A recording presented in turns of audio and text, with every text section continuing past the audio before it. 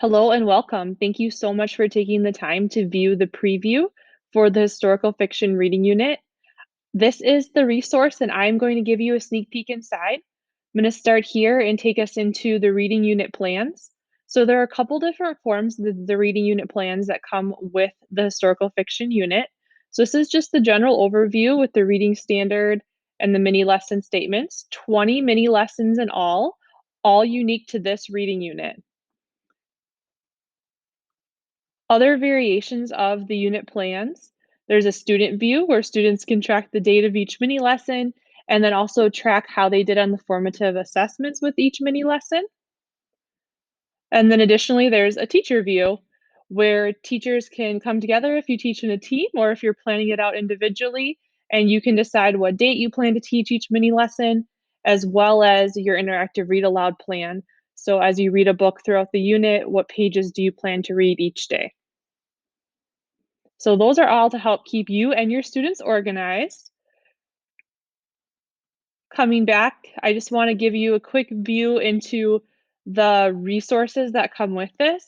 So the teacher resources and guides, there are resources for reading conferences. So for every single mini lesson, there's questions that you could ask students specific to that mini lesson as follow-ups during the reading conferences. So those come specific to each mini lesson. There's also a sheet that just reviews reading conference basics.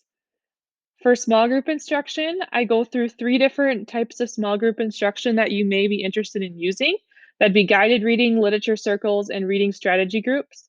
So for each one, there's a variety of resources specific to historical fiction and guided reading to if you choose to use that format, as well as for literature circles.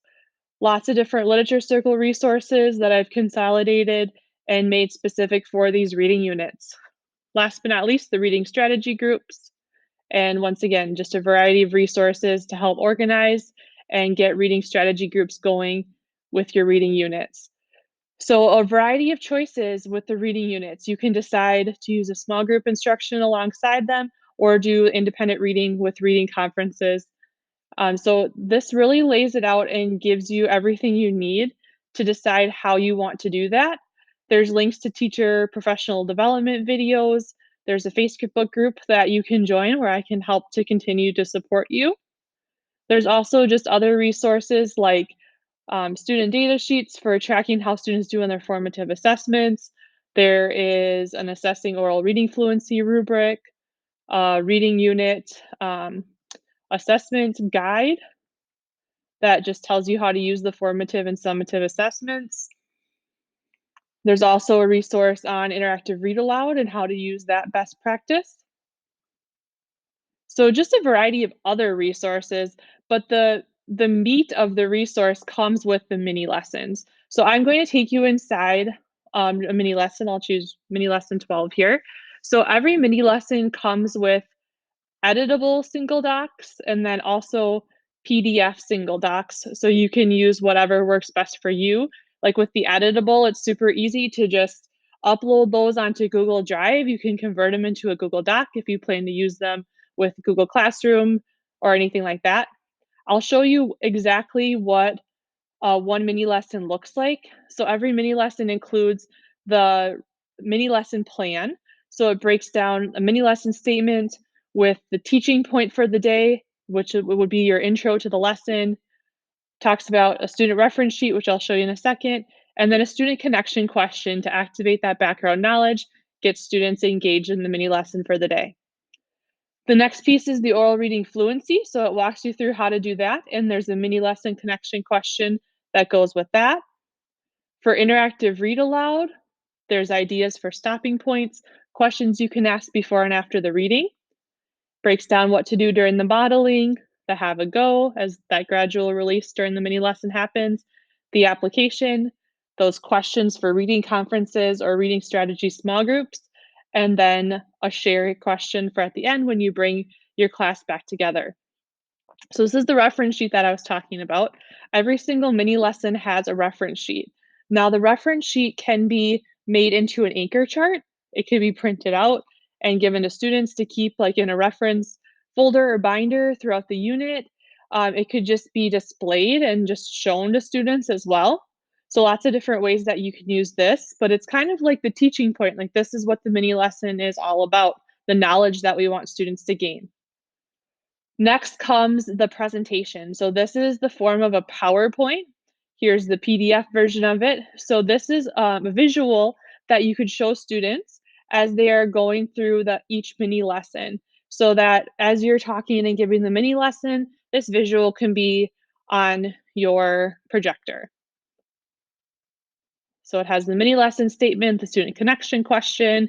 It has the reference sheet, the oral reading fluency piece, the interactive read aloud with the before and after reading questions, breaks down what students are going to be doing during the modeling for that day or during their application for that day. So in the model, we're showing them exactly what they would do. Here is a screen that shows the exit ticket for the day, and there's a completed example of the exit ticket. For the modeling with this completed example, we used a variety of historical fiction middle school books. So it's not specific to one book, one historical fiction book. There's a wide variety used for the modeling portions in each of the 20 mini lessons. The Have a Go, where we release the responsibility to the students and partners, and then the application, where they hop in and they get to work independently. Now, when students are working independently on their formative assessment, that's where you have that option as a teacher of pulling small groups or pulling students one-on-one for reading conferences, and then bringing students back at the end to share. So every mini lesson comes with a formative assessment. The exit tickets, they're in a variety of formats and different ways that questions are asked and answered by students. And then every formative assessment comes with a proficiency rubric. So whether you use a traditional grading system and have points, or you use standards-based grading, you can adjust it to meet the needs, but it comes with what is a meets proficiency, approaches, minimal proficiency, and shows no evidence. So the rubric is written specific to that formative assessment.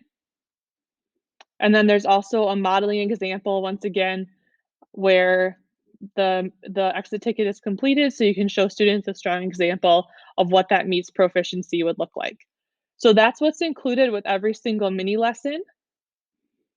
This resource also includes an end of the unit summative assessment that you may choose to give students at the end of the unit, just to see overall how they are doing, what they were able to retain across the entire book. So that is there as an option as well. There's just many layers to this resource. It is one of the reading units in the reading units curriculum. So the realistic fiction is out there, and now the historical fiction, and there are 5 more units to come. If you have any questions at all, feel free to leave me a question, and I'm happy to answer anything that you have. Thanks again for watching the preview.